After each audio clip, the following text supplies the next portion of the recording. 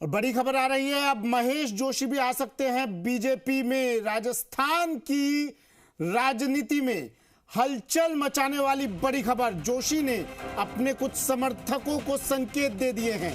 हालांकि पार्टी के भी कुछ बड़े नेताओं से मुलाकात की भी खबर है। अशोक गहलोत के विश्वस्त माने जाते रहे हैं जोशी। साथ में कुछ समर्थक भी बीजेपी ज्वाइन कर सकते हैं। बड़ी खबर देख लीजिए टीवी स्क्रीन पर। महेश जोशी अशोक गहलोत के राइट हैंड माने जाते थे और अब बीजेपी ज्वाइन करने की खबरें अपने समर्थकों के साथ। इस वक्त की सबसे बड़ी खबर।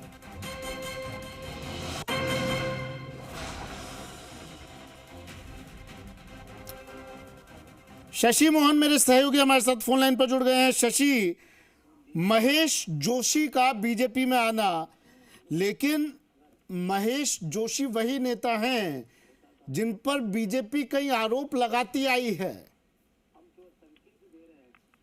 बिल्कुल सुमित, महेश जोशी वही नेता है जिन पर बीजेपी आरोप लगाती आई है, लेकिन बीजेपी के संपर्क में है महेश जोशी और अब संभवतः बीजेपी ज्वाइन कर सकते हैं। संभावना इस बात की जताई जा रही है कि महेश जोशी पार्टी की अंदरूनी राजनीति से भी आहत हैं और जो स्थितियां पार्टी में हो रही हैं, चाहे उनको लेकर बयानबाजी को लेकर हो या आपस में नेताओं की शिकायत को लेकर हो।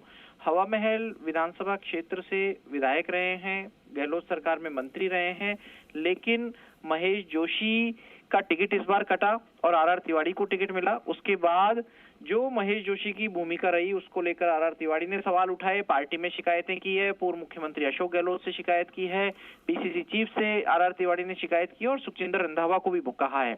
और इन सब चीजों को लेकर महेश जोशी बताया जा रहा है आहत हैं। उन्होंने पार्टी के कुछ बड़े नेताओं से अलग अलग समय मुलाकात भी की है और अपना पक्ष भी रखा है। साथ में आर तिवारी के रवैये पर महेश जोशी ने सवाल उठाए।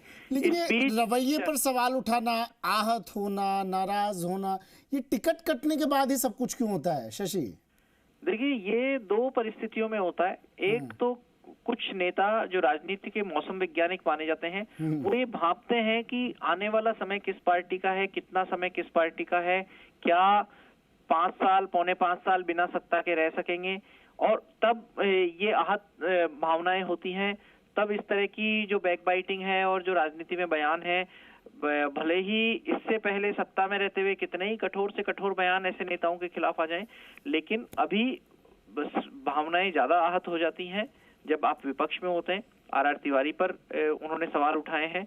हालांकि उनके समर्थक माने जाते हैं मित्रोदय गांधी, उन्होंने तो आर तिवारी से इस्तीफे तक की मांग कर ली है और उनका कहना है कि आर तिवारी ने कांग्रेस को कमजोर किया है और चुनाव जीतने के लिए नहीं बल्कि चंदे की खातिर आर तिवारी चुनावी मैदान में आए। इस तरह के आरोप मित्रोदय गांधी ने लगाए हैं। लेकिन संकेत यही मिल रहे हैं कि अगले 2 से 3 दिन में महेश जोशी बीजेपी में आ सकते हैं।